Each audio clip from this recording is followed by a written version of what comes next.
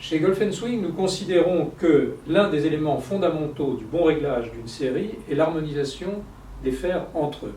Le jeu de golf doit en grande partie sa complexité au fait qu'on a jusqu'à 14 instruments différents pour envoyer la balle. S'il n'y en avait qu'un, ça serait beaucoup plus facile et évidemment beaucoup moins intéressant.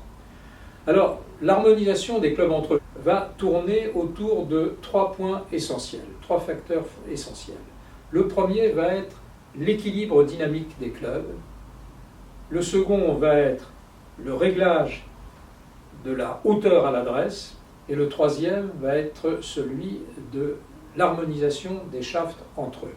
Traditionnellement, les fers d'une série sont réglés en swing weight. Qu'est-ce que c'est que le swing weight? Le swing weight, c'est une mesure que l'on prend sur une machine telle que celle-ci. On appelle ça une balance à swing weight. Ces balances sont les mêmes partout où l'on vend des clubs de golf. Et dans le monde entier, vous voyez par exemple que ce club ici est réglé en D et 2 plus.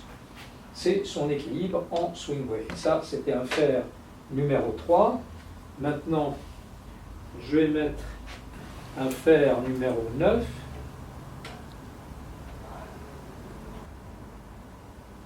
Et on constate que le swing weight est le même.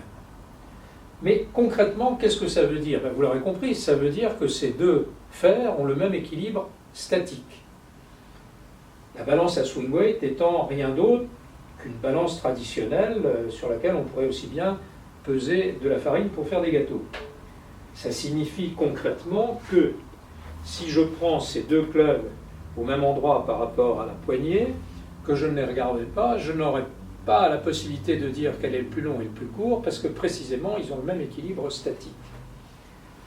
Le problème est dans le mot statique, puisque lorsque vous swingez, évidemment, vous n'êtes que fort peu statique, vous êtes au contraire extrêmement dynamique, et au moment le plus crucial, s'il en est un, du swing, c'est-à-dire celui où vous libérez le club, où vous relâchez les poignets, de façon tout à fait naturelle, c'est là que le club prend toute son accélération, et la force qui s'oppose à la rotation du club n'est pas linéaire tel qu'on le voit ici, c'est-à-dire une masse multipliée par une longueur, mais proportionnelle à une grandeur que l'on appelle le moment d'inertie, et cette grandeur est proportionnelle à la masse et au carré de la longueur. En fait, c'est une intégrale, somme des masses et somme des carrés des longueurs.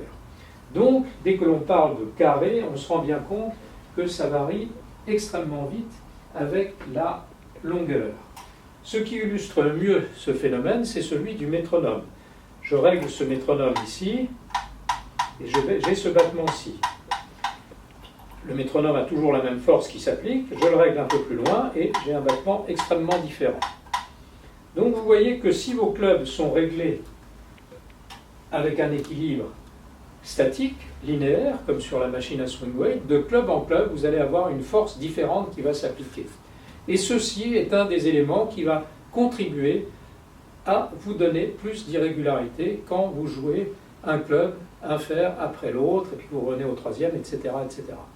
Donc, chez Golf & Swing, nous allons analyser et rechercher le fer qui vous donne les meilleurs résultats, relever son moment d'inertie, et ultérieurement, au moment du montage, nous allons régler tous les fers de la même série de telle sorte à ce qu'ils aient toujours le même moment d'inertie. Ceci contribuera à vous donner plus de régularité et de confiance dans votre jeu. Je vous remercie.